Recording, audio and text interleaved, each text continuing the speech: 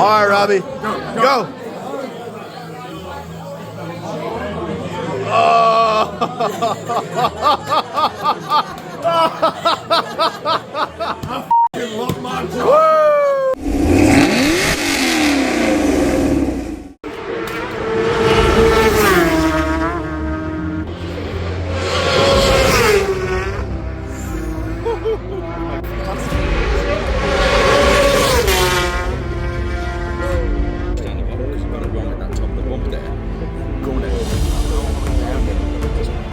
Pear-shaped. This is all practice.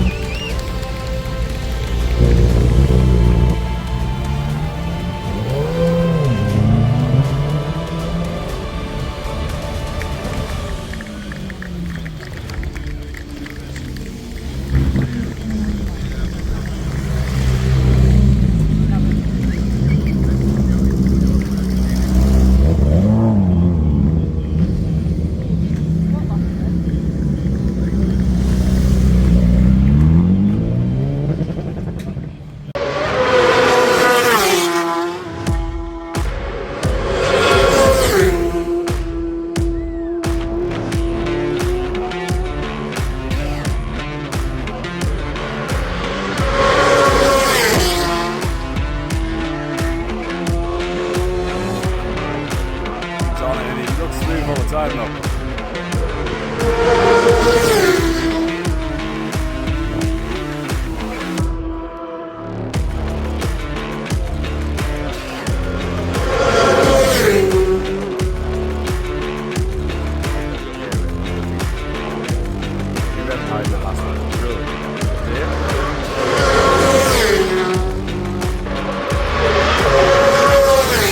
So at this point, I think it's important to point out we were right here when Michael Dunlop pulled over, almost right in front of us, right down the road here, to adjust his helmet. And actually, it turned out he had to pull his helmet off and his gloves off and fix his visor. He was way ahead of everyone else at that point, and unfortunately, he still lost the race. But he was so determined to get back into this race, he actually set a lap record on the final lap, trying to catch everyone that passed him sitting still. What an amazing race to be at.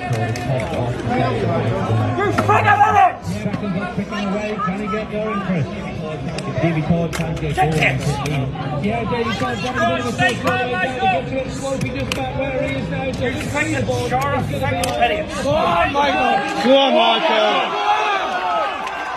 Come on, mate! Michael, come on. Keep it calm.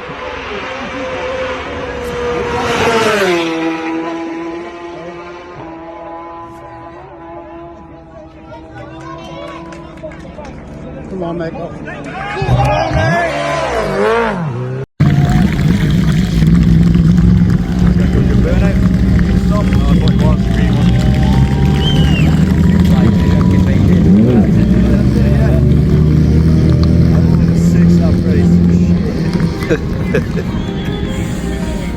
How many miles? 225. 225 miles for a 6-lap race. 6 laps, 37 3/4 miles per lap. Oh yes. Unbelievable. 2 pit stops, right? 2 pit stops. Correct.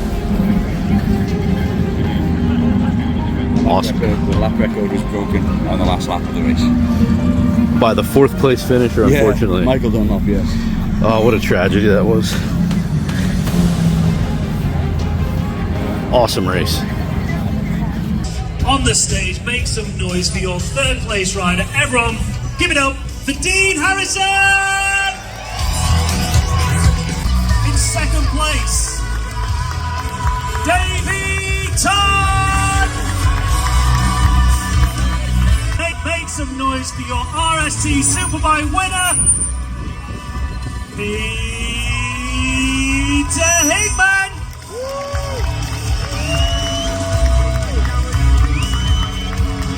I don't even know where to start. The drama of that race was just phenomenal. The most exciting part was seeing your pit crew. We watched them from the office and they were high-fiving, hugging. They were so happy that they managed to get that second pit stop so smooth. Yeah, no, honestly, the first one I made a little mistake. I didn't have it in gear, so I had to let the revs drop and go kadunch and knock it in gear. So the second one went much smoother than the first. And I changed your helmet in the pit stop, obviously. I saw Michael's visor come off on coming out onto lap 5. But I've started changing the helmet in the pits now just so I can eliminate any visor problems because they can be quite finicky.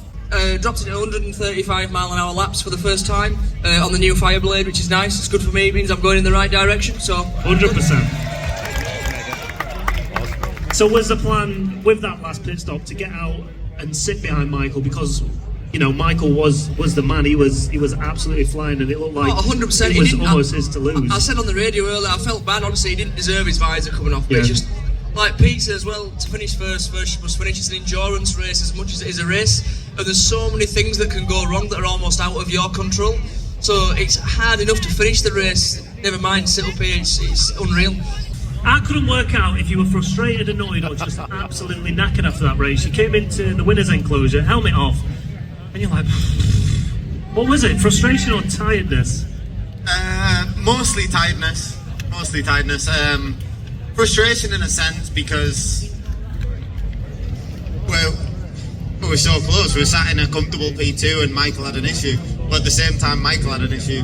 I had an issue, and I never want to win a race by that reason. I know it's an endurance race, and I want to win the race being the fastest guy, and Michael Dunlop was the fastest guy today. I really couldn't feel nothing. They were hurting so bad and really struggling like in the direction changes of the bike, but I was a bit fired up after that problem in the pit stop, so I got my head down and seen the gap coming down to Dean in P2.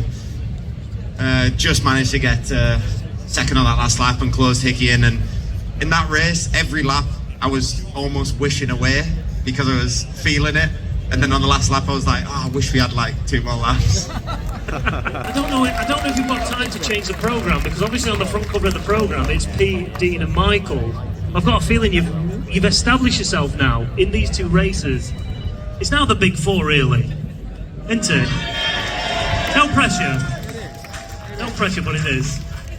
I like that, mate. I really like that. Time, the little cherry on the top, it's Peter Hickman. Well, it was a gift, really, wasn't it? Let's face it. You know, as we've been saying, it's such a hard race around here. 226 mile in an hour and 40 minutes is, it's pounding around, and I just felt like maybe I just didn't give it enough on the first couple of laps, and I let these boys get away from us. But I've been quite lucky in the fact that Davey, unfortunately for him, had a problem. Michael, unfortunately for him, had a problem as well.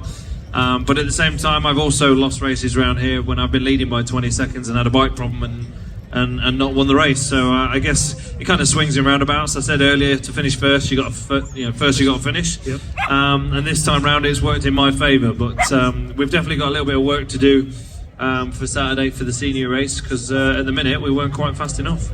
Yeah, I kind of pulled my finger out a little bit the last couple of laps, and here we are.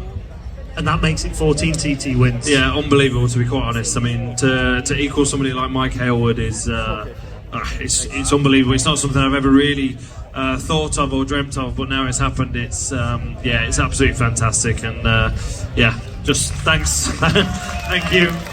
Pete said it best, let's leave it there. Everyone make some noise for your RST Superbike podium. Dean Harrison, Davey Todd, and your winner, Peter Hickman.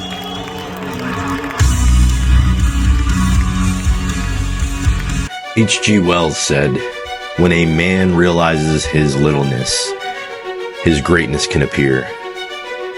These men clearly know their limitations, but they also know their strengths. And to be around people like this is really the goal, right? I surrounded myself during this trip with men of greatness, whether it be my friend Robbie or these amazing heroes that ride like they're on fire.